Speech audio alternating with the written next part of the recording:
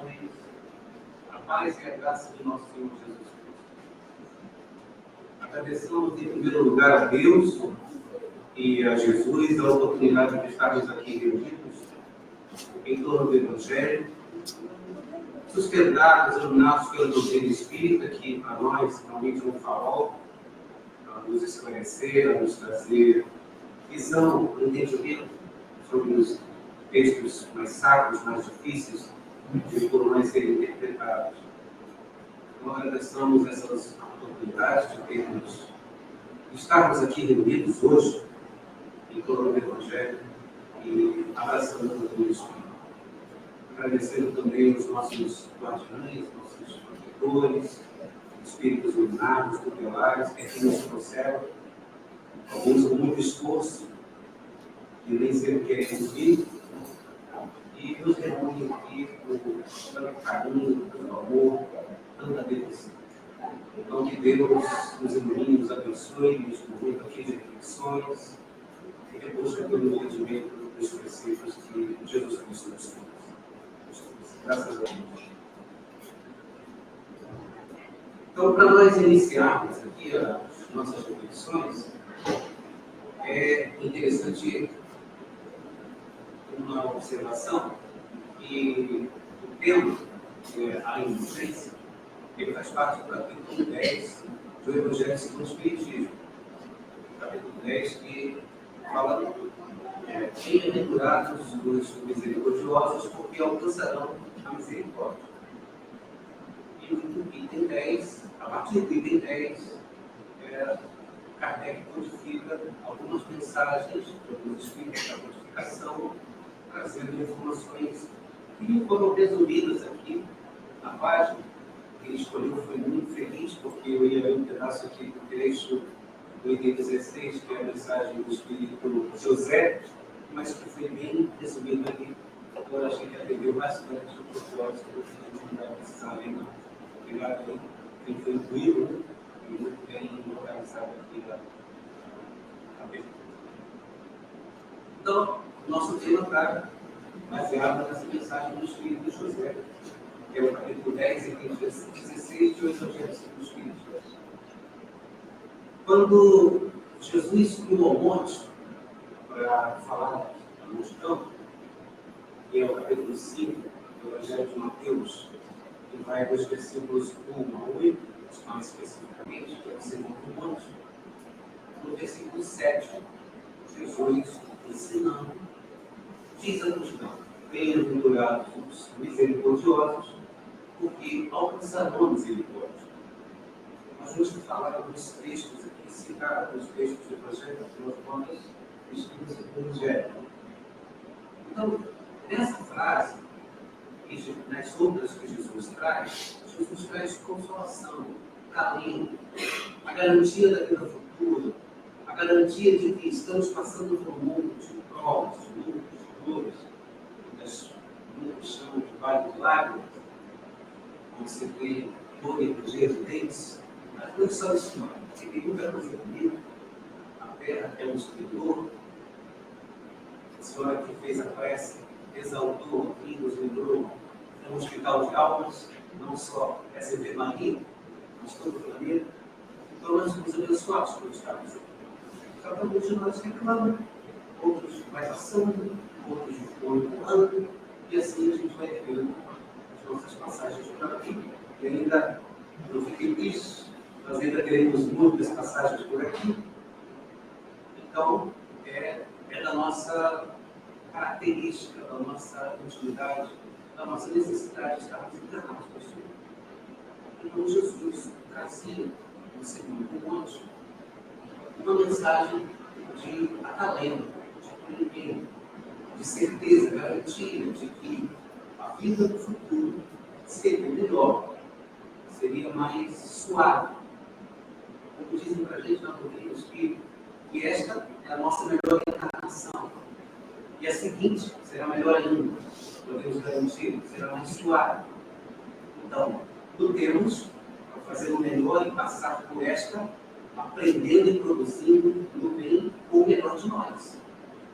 E como Jesus dizia nestas frases, bem-aventurados os misericordiosos, Porque ao pensar na misericórdia, ele está dizendo para a gente que aqueles de nós que exercitam a compaixão, a misericórdia, a piedade entre os outros, estes se aproximarão cada vez mais da misericórdia plena. E o que é? Quem é a misericórdia plena? Deus, o Pai, o Criador, aquele que avalizou e nos deu a certeza de estarmos aqui porque confia em nós. Então, olha que maravilha. Se nós não nos pede muito, se exercermos misericórdia, e olha que a gente tem a certeza que não é fácil ser misericordioso. Vamos conversar sobre isso. Então, em exercendo a misericórdia, nos integramos cada vez mais ao amor do Pai, que é toda misericórdia, toda justiça, toda bondade. A gente poderia até falar assim, nos aproximamos do Pai. Não, porque o Pai está conosco. Jesus dizia, eu estou no Pai e o Pai está em mim. Vocês têm dúvidas que nós podemos dizer que nós estamos no Pai e o Pai está em nós? Não tenhamos dúvidas. Por quê? Porque somos irmãos de Jesus, filhos do mesmo Pai. Se Ele está no Pai e o Pai nele, por que nós iríamos duvidar que Deus está em nós? Que Deus é conosco? Que Deus está conosco? Então, Jesus dá o caminho das pedras, desses vários conselhos que Ele dá no seu mundo. E assim, que nós exerçamos a misericórdia para nos integrarmos, não é bem nos integrarmos, para nos percebermos, sentirmos que estamos no Pai, porque Ele está conosco. Nós é que, pela materialidade, por algumas necessidades ainda que temos da nossa humanidade, de vivenciar a matéria, às vezes nos desvencilhamos um pouquinho do que é espiritual, ou do que nós somos em essência, e nos aproximamos demais, ou até nos enraizamos, nos imiscuímos no que é material e animal, e aí, sem querer, a gente bloqueia ou se afasta do que é divino em nós. Jesus, no Evangelho de João, capítulo 10, versículo 34, ele conversando com os fariseus, ele diz assim, vós sois deuses. Os fariseus questionam os milagres de Jesus. Jesus pergunta, por quê? Vós sois deuses. Sois todos vós filhos do Altíssimo. Jesus cita as Escrituras do livro dos Salmos, capítulo 81, versículo 6, e o salmista diz, vós sois deuses. Sois todos vós filhos do Altíssimo. Alguém aqui tem dúvida disso? Que nós somos divinos? Que trazemos o DNA de Deus conosco? Se temos o DNA de Deus conosco, podemos ser misericordiosos. Se temos o DNA de Deus conosco, podemos ser piedosos, compassivos. Podemos exercer o amor. Agora, tenho certeza, isso é difícil. É muito difícil. Porque temos a todo tempo que combater o bom combate. Também vamos falar um pouco sobre isso.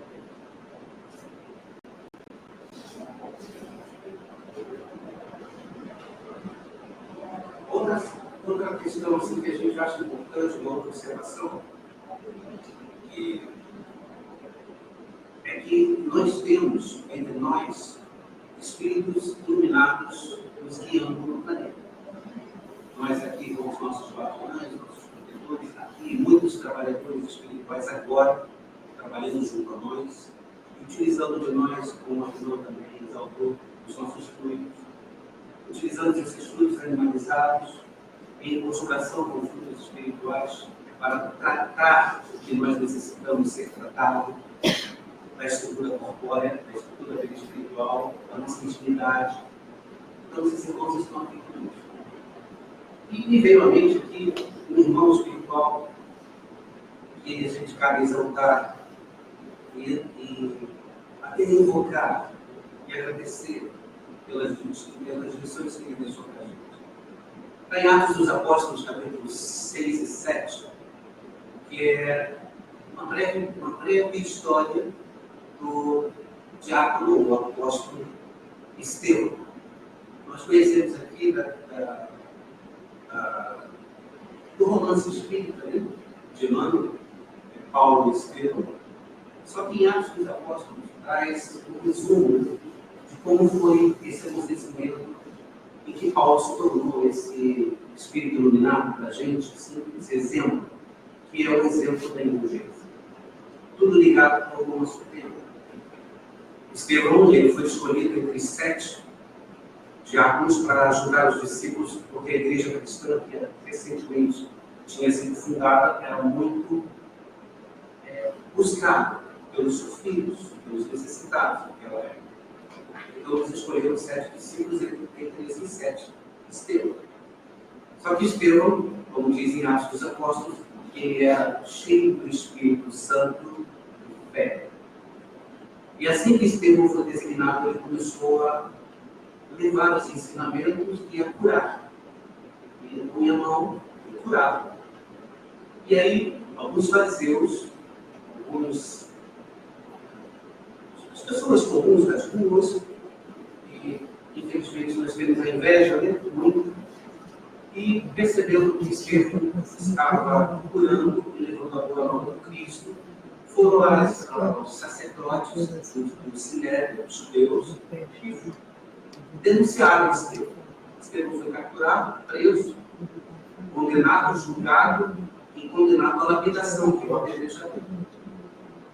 Neste cumprimento da sentença do apedrejamento, Paulo estava presente. Enquanto Estevão é apedrejado, ele tem uma visão, ele vê Jesus. E quando ele está prestes ao desencarne, ele faz uma prece, ora e pede pelo perdão de todos aqueles que o estavam apedrejando. Então vejam o exemplo, o testemunho do que é a indulgência. No ápice do sofrimento, do escárnio, do desdenho pelo que é humano de nós, ele pede o perdão para aqueles que o mataram, para apedrejar. Então, queremos elevar o nosso pensamento aqui, os nossos corações em gratidão por esse testemunho de fé e de bondade. Então, nós continuarmos com esse entendimento da indulgência, vamos falar um pouquinho sobre o termo em si, que é a indulgência, e entender o conceito, a posição, e até durante a história, nossa história evolutiva do planeta, porque queiramos ou não, muitos de nós aqui fomos católicos por muito tempo. Só uma perguntinha aqui, quem aqui é de berço espírita? Nasceu espírita e é espírita até hoje? Alguma pessoa. Então, não estou pelo contrário. Estamos exaltando isso. É só um exemplo aqui para. Obrigado pela ajuda aqui. É um exemplo aqui para a gente levar ao entendimento do que eu quero, o primeiro conceito da indulgência. Os católicos, muito tempo. A Igreja Católica, ela reinou. Era um reinado realmente. E o reinado não era simplesmente da Igreja Católica. Era da Igreja Católica Apostólica Romana. Porque Roma dominava o mundo. Roma se espraiava pelos regiões do planeta. E onde Roma estavam os preceitos e as leis e a religião. Embora eles não interferissem muito no que eles conquistavam. Como foi na Judéia, eles procuravam manter a cultura, né? Mas ao mesmo tempo eles impunham muito da lei deles. Só que depois do imperador Constantino, foi quem anexou, assimilou a doutrina cristã na igreja romana. Por quê? Porque o cristianismo, a doutrina de Jesus, estava entranhando, se impregnando em todo o império. E eles estavam perdendo adeptos. Inclusive, os soldados das legiões romanas eram cristãos. Então, como manter os soldados fiéis a Roma se a própria Roma negava o cianismo. Então, o imperador Constantino, se não me engano, o Concílio de Nicéia, no 300, se não me engano, ele torna a doutrina cristã religião de Roma. E aí nós tivemos a fundação ou a criação da Igreja Católica Apostólica Romana, que é diferente da ortodoxa, da Rússia, da Oriente. Mas, com isso, nós, que já encarnamos muitas vezes, viemos vivendo a doutrina católica romana. E tem um conceito dentro da Igreja Católica, que é o conceito de indulgência, que se aceitava que você poderia comprar a tua indulgência. Então você podia fazer um monte de lambança, errar um monte de coisa, fazer um monte de besteira, e depois no finalzinho você chegava lá com o sacerdote, o padre lá da tua região, ia lá e com os toques, você comprava o teu lugarzinho no céu, e os seus pecados eram perdoados. E isso foi por muito tempo, gente.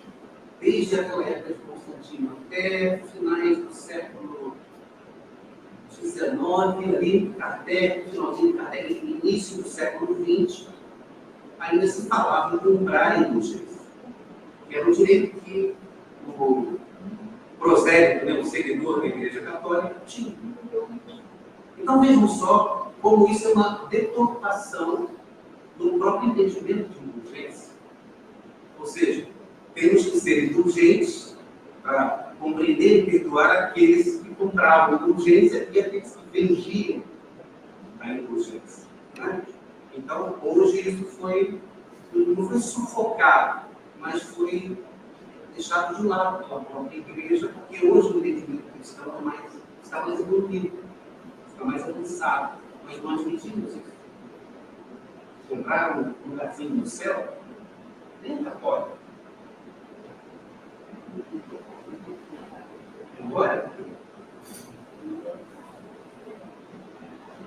Embora a gente, com essa cultura que trouxemos, né, que a gente já encarnou muitas vezes, então católicos, protestantes, espiritistas, messiânicos, a gente tem que ter uma forma de materializar a bênção, não é? Então o protestante tem a unção, o católico tem a Eucaristia, né, a hóstia, e o espiritista tem água fluidificada, no passe. Né? Se alguém chegasse aqui e o Flávio falasse, hoje não tem passe, não tem água fluidificada, ia ser um desespero, porque não tem como materializar a bênção, não tem como garantir que eu vim na casa espírita ou que os meus pecados foram perdoados. Então, assim, ainda tem gente que vem à casa espírita uma vez na semana para os pecados serem perdoados. Na realidade, o espiritista católico, um catolicista, né? Seja lá como a gente entende, então ainda trazemos na cultura isso. Então, e não precisa. Basta entrar aqui, estamos trabalhando com espiritualidade maior, estamos sendo acolhidos, estamos sendo amparados, estamos amparando, estamos nos integrando, como diz a nossa irmã que fez a prece, estamos trocando eflúvios de luz, de paz, de bênçãos entre nós. Nos curando, nos cuidando. Quando falando nos curando e nos cuidando, os dois planos da vida. Porque há espíritos aqui desencarnados, sofridos, que precisam de nós. Nós trazemos fluidos mais densos para que eles nos percebam e possam perceber os espíritos maiores, iluminados, que estão aqui cuidando deles e de nós. Então aí a gente é o conceito de indulgência. Outro conceito interessante, que é o entendimento, é que, como diz aqui, a indulgência é compreensão, tolerância, paciência, perdão. Então, essas virtudes estão integradas no próprio conceito de indulgência. Agora, para que isso seja adquirido, desenvolvido, porque todos nós temos em pequeninas parcelas, em diferentes graus, estas virtudes. Por que nós temos? Porque são virtudes divinas. Porque nós somos divinos. Então nós temos em nós Deus, pedacinhos de Deus dentro de nós. Só que a gente não entende o amor do Pai na plenitude. Então nós fatiamos o amor em virtudes, pequenos pedacinhos, e aí encarnamos para aprender a viver e entender esses pedacinhos da divindade que nós trazemos. E aí a gente vai desenvolvendo virtudes e adquirindo virtudes. Eu vou falar sobre isso também. Outra questão é, como a gente desenvolve isso? Como eu desenvolvo as virtudes? Como eu alcanço a capacidade, ou como eu percebo que eu estou desenvolvendo, ganhando virtudes? Porque eu sou imperfeito, nós somos imperfeitos. É da nossa condição. Por isso estamos encarnados neste mundo de provas e expiações, de provas e lutas e dores. Embora eu não concorde muito com vários lágrimas, muita gente fala, eu acho que é um mundo esplendoroso e abençoado, mas exige de nós, né? O próprio corpo, o peso da atmosfera, ele caminha aqui com 9,8 metros por segundo, pressionando a gente contra o chão. Pode-se até fazer uma comparação 10 vezes o nosso peso sobre nós mesmos. Então, vejam só que como não é simples estar encarnado. Por isso a gente... mas é muito bom estar encarnado. Porque se não estamos encarnados aqui, não conseguimos evoluir ou adquirir essas virtudes. E uma frase interessante, são duas observações interessantes. A primeira, porque é da nossa condição, estarmos encarnados e estarmos em coletividade. Gente, é assim, ó, nós chegamos aqui sozinhos e retornamos para o mundo espiritual sozinhos. Sei que muitos têm os seus amores, né? As suas costelinhas, todo mundo está grudadinho, se ama e tal. Mas quando a gente chegou, chegamos sozinhos. Deixamos o útero materno individualmente. E vamos sair pela porta da morte, desencarnar, também individualmente. Não há como levar a costelinha na hora que a gente morrer, pelo amor de Deus. A morte é individual. Né? Cada um faz assim. A costelinha que é aí. Isso, exatamente. Então a gente chega sozinho e vai sozinho, mas para evoluir, para crescer, para conquistar virtudes, não conseguimos fazer isso sozinhos. Só conseguimos em coletividade. Kardec, na questão 766 dos Espíritos, ele pergunta aos Espíritos: a vida social está na natureza? E os Espíritos respondem: logicamente que sim, porque todos foram criados para viver em sociedade. Se não for assim, por que Deus daria ao homem a capacidade da fala, o dom da fala e outras faculdades necessárias à vida de relação? Olha só, ele aponta primeiro a fala, que é um instrumento belíssimo e importantíssimo que nós temos. A capacidade de materializar o pensamento e, mais ainda, materializar o pensamento conjugado com sentimentos. Então, quando falamos, é como se lançássemos flechas. Elas vão, não voltam. Então, a gente tem que pensar muito no que a gente fala, no que a gente materializa pela fala. E, os Espíritos respondem isso para Kardec. O dom da fala, o dom que nós recebemos para viver em sociedade. E ele fala assim: e outras faculdades necessárias à vida de relação. Quais são? Simpatia, o carinho, o amor, a capacidade de acolher, a compaixão, a capacidade de se apiedar, dons ou virtudes divinas que temos em nós. Outra frase que a gente tem interessante, no passagem, que mostra a nossa necessidade de estarmos neste mundo de provas, de lutas, de dores, mas um mundo abençoado, e pela nossa condição, mostrando que é aqui que é o nosso local, que é adequado a nós, ao nosso nível evolutivo até agora, espíritos imperfeitos, no mundo de provas e expiações. Veja, o mundo de provas e expiações, na categoria de mundo são 5, é o segundo na categoria.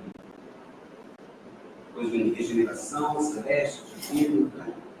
Nós estamos no segundo mundo de provas e expiações. Falta muito para a gente caminhar ali. Nós não fiquemos tristes, não. Conquistamos muita coisa. Quer ver? Olha, a ciência moderna diz que existem 3 reinos: mineral, vegetal e animal. É isso?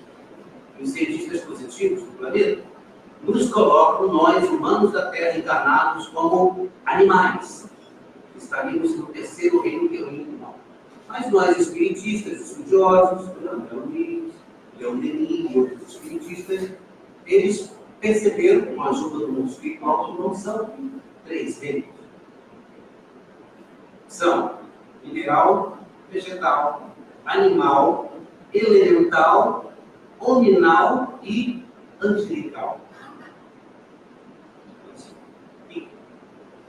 Para traspassar de um reino para esse, são milhões, bilhões de anos de existência, estagiando no reino da natureza. Nós já estamos no reino hominal, no 5º estágio evolutivo. Já passamos pelo processo de humanização, além do elemental. E estamos caminhando no processo de divinização para o angelical. Olha só como nós já progredimos. Nós não temos ideia de quantos mundos nós já passamos. Porque não somos todos aqui do planeta. A maioria de nós que estamos aqui não somos daqui. Terrícolas. Somos de outros mundos. Leio lá a questão 176 do livro dos Espíritos. Aqui pergunta exatamente isso. Todos que estamos aqui somos da Terra? Não. Poucos que estão aqui são originários do próprio planeta. Então, vejamos que já evoluímos bastante. E Santo Agostinho, se você tem que falar de contigo, Santo Agostinho, no capítulo 3 do Evangelho segundo o Espiritismo, que fala das moradas da casa do Pai, do item 13 ao item 19, Santo Agostinho fala do nosso planeta, planeta de provas e expiações. No item 15, ele mostra exatamente que o planeta é o que nós necessitamos e do porquê é o planeta que necessitamos. Aí ele diz assim: a Terra, um destes mundos de provas e expiações, tem por caráter comum servir de exílio aos espíritos rebeldes à lei de Deus. Aí, estes espíritos têm que lutar ao mesmo tempo contra a perversidade dos homens e a inclemência do planeta. Duplo trabalho penoso que desenvolverá ao mesmo tempo as qualidades do coração e as da inteligência. Então nós estamos bem localizados. É aqui, é a nossa casa planetária. É o que nós precisamos para desenvolver moralidade e para desenvolver intelectualidade. É isso. Só que só fazemos em coletividade. E aí outra questão interessante é em relação à interação. Então nós interagimos para poder desenvolver essa capacidade de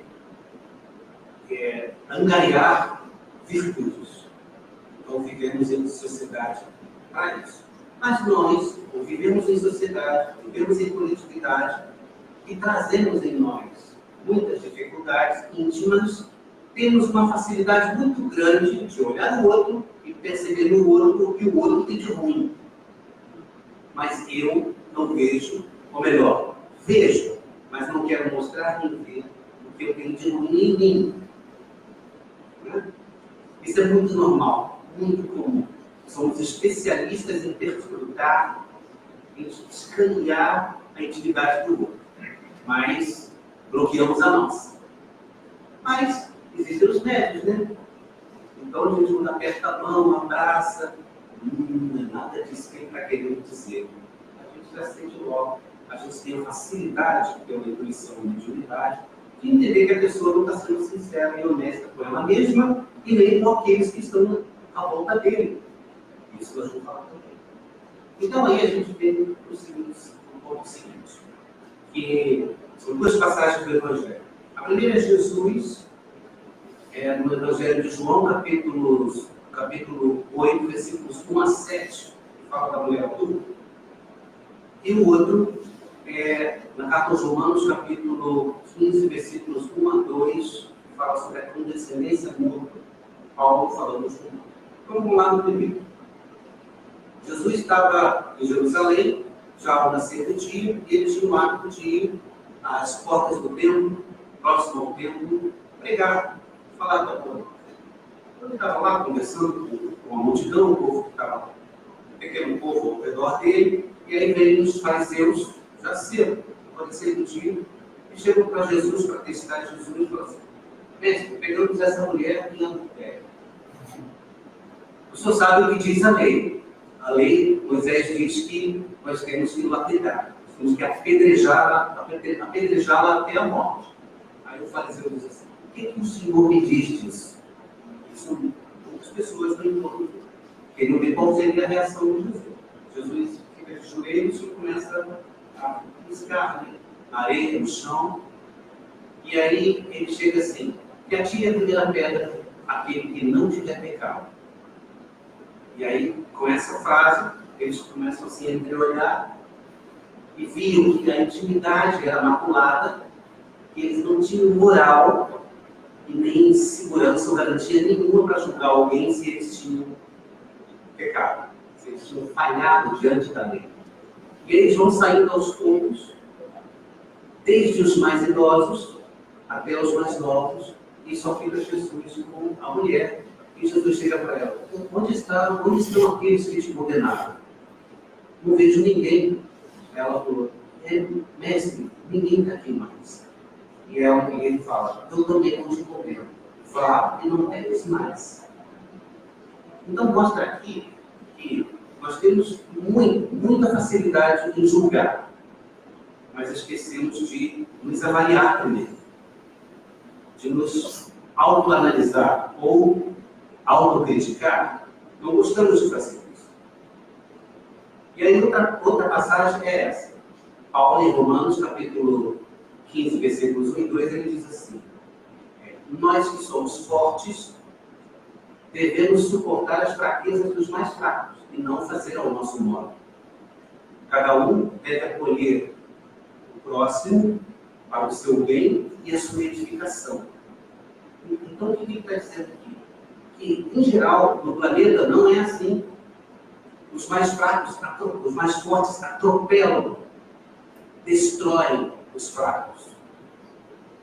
Tem até uma frase que é como: é a lei do mais forte, ou é a lei da selva, né? Tem muito disso aqui. Então ele está mostrando exatamente que nós temos que suportar. A palavra dele é: devemos suportar a fraqueza do mais fraco e acolhê-lo, para que ele receba de nós o meu melhor, ou o nosso melhor, o bem, e para que ele se edifique. Porque aquele que é fraco aqui, ele não veio fraco porque ele quer ser fraco. Ele até pediu para ser, porque ele precisa ser provado na própria fé. E muitos passam grandes dificuldades porque não são percebidos e entendidos. Não somos indulgentes para com os mais fracos. Jesus foi a todo tempo. E nosso objetivo aqui é esse: é reconhecer a indulgência como uma forma de caridade moral, a que todos nós podemos praticar, e exige de nós só humildade e renúncia a muitas coisas que temos e os outros não têm. Então, se somos humildes e renunciamos a nós mesmos, somos capazes de acolher, somos capazes de ser compreensivos, indulgentes, tolerantes.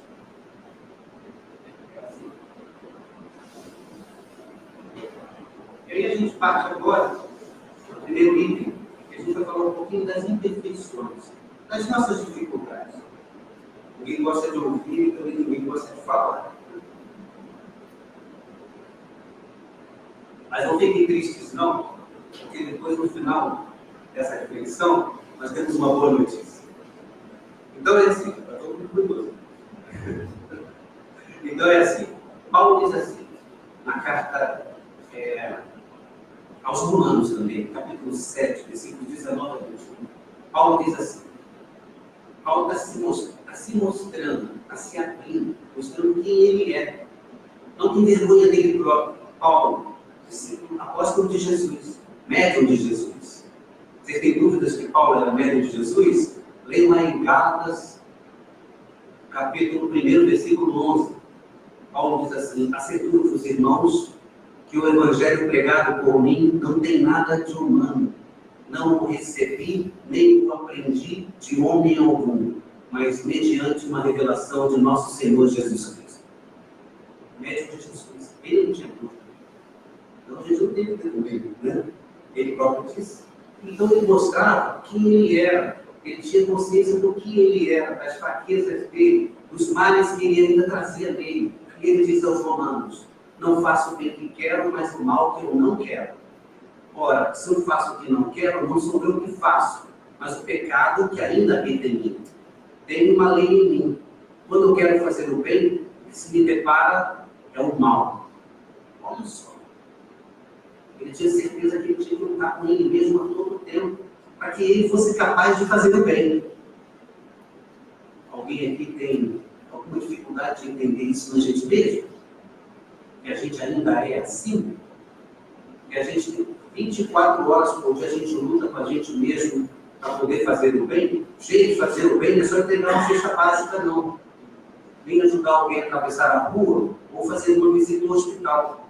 Fazer o bem é policiar o próprio pensamento. É filtrar o próprio sentimento diante de uma interação social, uma reação. A fila do banco, por exemplo, que você é o último, e aí a fila do ano, e você fica com um monte de pensamentozinho ali que os bichinhos lá de dentro estão trazendo para você, né? E aí, o que cria em torno da gente? Uma atmosfera costurenta, negativa, deletéria, que irradia para todo o banco. E aí, o que você está fazendo? Mal. Para você e para todo mundo. Então, não é só estar aqui pensando em Deus e Jesus. É estar com Deus e Jesus. E para estar com Deus e Jesus, temos que aplacar os bichinhos. Temos que aplacar os males que trazemos. Paulo ainda dá um outro testemunho, não da maldade dele, mas da luta íntima dele. Um discípulo dele, que era Timóteo, um discípulo muito amado por ele, ele escrevia muito a Timóteo. Então, tem duas cartas, a primeira carta a Timóteo e a segunda carta a Timóteo no Novo Testamento. A segunda carta a Timóteo, no capítulo 4, versículos 7 a 8, Paulo ele já estava condenado, preso em Roma e ia ser decapitado. Então ele começa a escrever a Timóteo, se despedindo de Timóteo. E ele deixa uma mensagem já no finalzinho. Ele diz assim: seguro que ele tinha feito o melhor dele. Paulo, ele diz assim: combati o bom combate, terminei a corrida e guardei a minha fé. Agora só me resta a coroa da justiça que o Senhor Jesus me dará naquele dia, os justos juntos.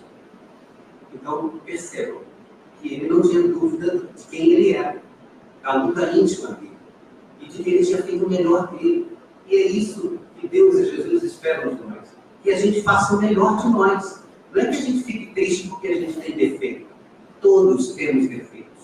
Todos que estamos encarnados aqui temos defeitos.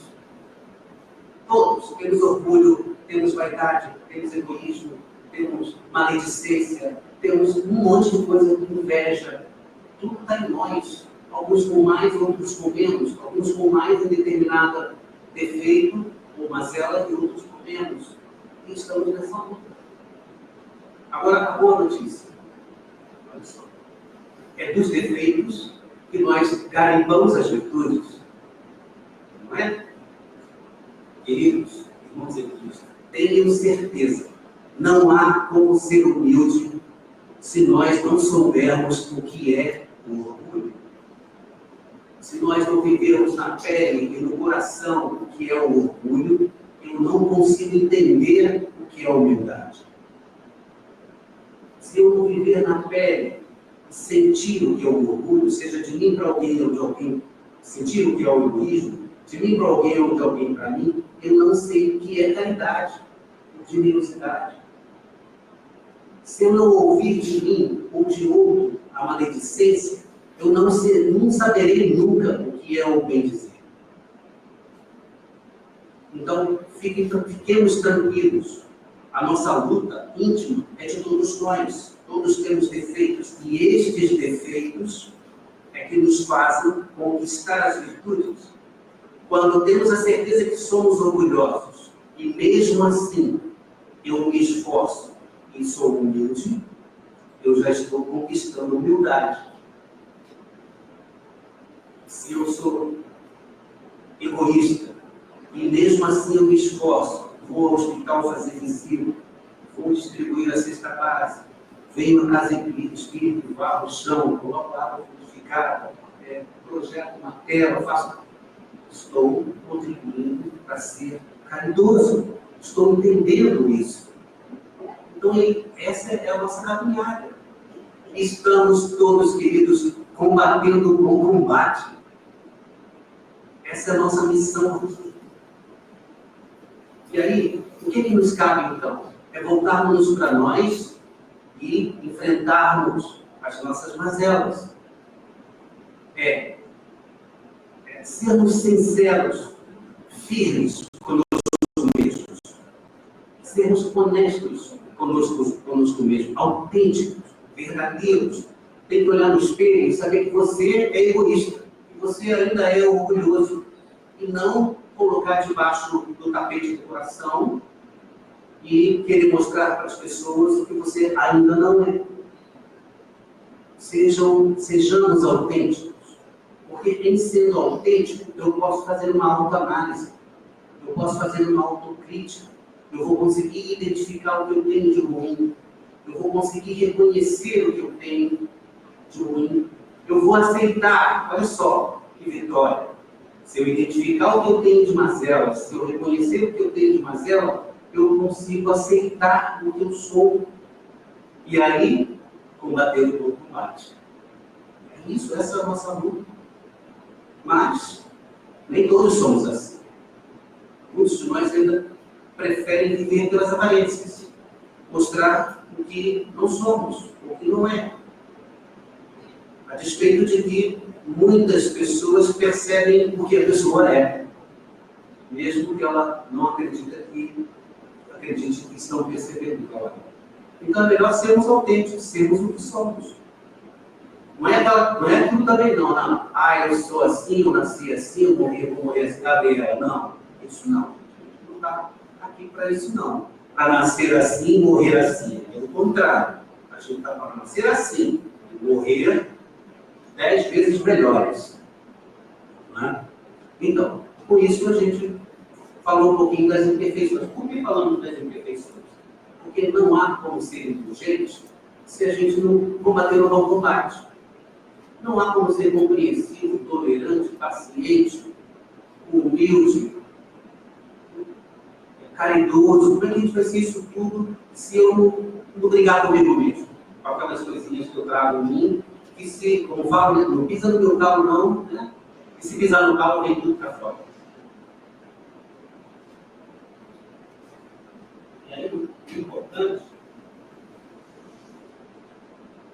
é a gente lembrar que Kardec ele nos traz alguns conceitos, algumas orientações. Lá no Livro dos Espíritos, questão 919, Kardec pergunta aos Espíritos como é que eu faço, como é que nós fazemos para poder corrigir as imperfeições, combater as imperfeições, passar pelas provas, pelas expiações com mais consciência e com o ímpeto de corrigir. E aí os Espíritos respondem. Aí quem responde é Santo Agostinho. Gente, é muito lindo. Leiam lá. Questão 919 do Livro dos Espíritos. Santo Agostinho mostra que toda vez que a gente for deitar, antes, faça uma reflexão sobre o seu dia. O que você fez de bem, de bom, de cada detalhe que a gente fez durante o dia. É difícil, nem sempre a gente lembra de tudo. E nessa reflexão, procurar perceber o que você fez, que possa ter prejudicado alguém, prejudicado a coletividade, ou prejudicado você próprio. E aí procurar colher informações para que você corrija isso em seguida. Isso é uma autoavaliação. uma autocrítica. O importante é a gente fazer isso, não fazer sozinho, fazer com o guia espiritual, meu anjo guardião, meu protetor. Me ajuda a repassar o meu dia, geralmente a gente não consegue lembrar de tudo. Né? Mas aí ele ajuda. E a gente vai se habituando e aí deita no travesseiro com a consciência, vamos dizer assim, ou mais leve ou mais pesada, depende do que a gente fez. Né? Mas pelo menos a gente fez a reflexão e sabe que a gente pode corrigir ou que tem que corrigir. Outro dia, eu vou contar para vocês, fica só aqui entre a gente. Eu estava saindo do Fonte de Luz em trabalho, uma terça-feira, e estava essa lua de maçarico verde, esse sol, não criticando nem questionando o sol, que era a vontade de Deus, estava muito calor mesmo. E eu saía pensando que eu tinha um compromisso com meu filho, né? Bom, já tinha um compromisso com meu filho, eu saía pensando que no quarto tinha um cachorro, era uma cadelinha preta vira-lata, passando assim, olhando, passando da rua para um lado para o outro, uma língua para fora, e eu estava lá, né, preocupado com a partida do carro, do ar-condicionado, estava muito calor, fui embora. Quando eu estava no meio do caminho da casa, aí me veio a imagem da cadelinha com a língua para fora. Eu falei, meu Deus, por que no caminho nenhum? Fui dar tempo lá no fonte, peguei uma bacia com água, ela só queria tomar água. Olha, eu fiquei com meu coração apertado o resto do dia. Eu poderia ter dado água para a cadelinha, mas eu me preocupei em ligar o ar-condicionado para eu não sentir calor. Mas ainda é o bichinho que tem em mim. Eu quero olhar para o meu umbigo e não vejo nem os irmãos auxiliares, os bichinhos que caminham com a gente na jornada. E ela balançando o pinho. Ela está lá. Ela vinha, atravessava a rua, voltava, balançando o pinho. E eu, provavelmente foi meu guia espiritual, né? Trouxe a imagem. À noite eu pedi perdão, pedi para que quando acontecer de novo ele me puxe a orelha para eu poder dar. Mas ficou comigo. Difícil. Então aí, a gente fala um pouquinho das imperfeições. Vamos falar um pouquinho da própria indulgência em si. Né? Naqueles 5 minutinhos aqui, tá? A indulgência tem uma frase de Paulo na Carta aos Romanos também, que é do capítulo 15. Capítulo 15 fala da condescendência. E Paulo ele diz que se somos fortes, temos que suportar os mais fracos. A gente já repetiu isso, né? Então, o suportar é uma característica, vamos dizer, né? Ou a suportação.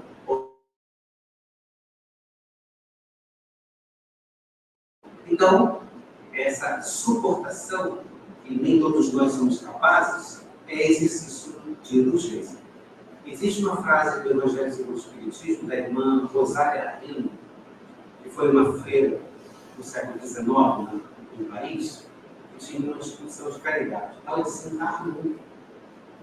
E ela traz uma mensagem depois, na purificação do Kardec, que é o item 13, no capítulo 13, item 9 do Evangelho segundo o Espiritismo, que fala da caridade moral e da caridade material. Ela diz assim, a caridade moral, aqui, todos nós podemos praticar, não custa nada materialmente, mas é o que menos somos capazes de, estamos acostumados a fazer. E consiste em se suportar uns aos outros. E é o que menos fazeis neste mundo inferior em que estáis encarnados. Dói, né? Dói quando ela fala isso. E ainda é assim. Isso foi no século XIX. Já estamos 2 séculos à frente. Ainda há alguns de nós assim. Não somos capazes de suportar aqui, na casa espírita. A gente cruza com alguém que tem espinha, dá enjoo no estômago. Ainda tem.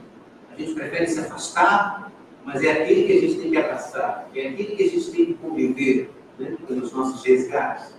Então, mostra que a indulgência, ela está na própria caridade. Ela integra o conceito de caridade. No Livro dos Espíritos, questão 886, Kardec pergunta aos Espíritos como devemos entender a caridade de acordo com Jesus, ou segundo Jesus. Aí, os Espíritos respondem: benevolência para com todos, indulgência para com o próximo e perdão das ofensas. Então, está dentro do conceito de caridade como Jesus entendia. E nesse conceito de caridade, a benevolência, ou a beneficência, ou a benignidade, ela nos leva ao entendimento da compaixão, que é uma capacidade que todos nós temos, de nos apiedarmos. Eu não me apiedei da cadelinha, embora no momento errado, eu ainda estava quase chegando em casa, mas meu coração ficou enternecido, quase tudo. Até hoje a imagem está comigo. Então, nós somos capazes de nos compadecer, né, de nos apiedarmos. E a benevolência e a própria indulgência, ela nos leva, nos dá essa possibilidade de exercício. E compreensão, tolerância, paciência, também está dentro do conceito de suportação, ou da própria indulgência, de nós nos suportarmos. E na prática, o que a gente precisa é só ser mais humilde, renunciar um pouquinho ao nosso umbigo, renunciar a nós mesmos. E aí a gente consegue abraçar o conceito da indulgência, consegue se esforçar a tolerar, compreender, receber o outro. E essa irmã Rosália, ela tem uma passagem, uma frase que ela diz, ela traz o seguinte conceito.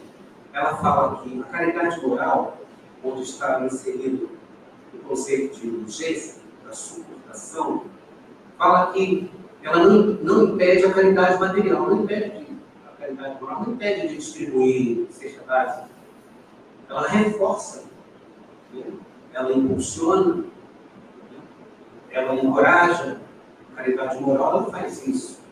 E ela fala que consiste em saber se calar para que fale o mais tolo. Quantas vezes a gente não tem paciência de ouvir alguém que está falando alguma coisa que a gente não concorda, não gosta, porque acha uma besteira? Meu Deus, você sai, hoje em dia a televisão, na televisão você tem a possibilidade de ter. Mas quando é alguém encarnado, frente a frente, e aí às vezes você não tem a compreensão de que ele muitas vezes não tem o grau de intelectualidade que você já adquiriu, ou de discernimento, e ele está falando uma coisa que ele é contigo. Então fala que a caridade moral é você saber se calar para deixar que um mais tolo fale. Saber ser surdo para, quando você ouvir os sorrisos de uma boca que está acostumada a escarnecer, desdenhar, você ser surdo. Aquilo entra para você aqui, sai do outro lado e você não fica impregnado com aquela vibração que deteriora a própria alma. Não falou Kardec, o Espírito não falou para ele do tom da fala, tem o tom do silêncio também. E a outra é a capacidade de você ser cego, para não ver, muitas vezes, o sorriso de desdém de pessoas que se acham superiores a você, se acham acima de você. E você finge que não vê. Muitas vezes você é até superior em intelectualidade, em posição social.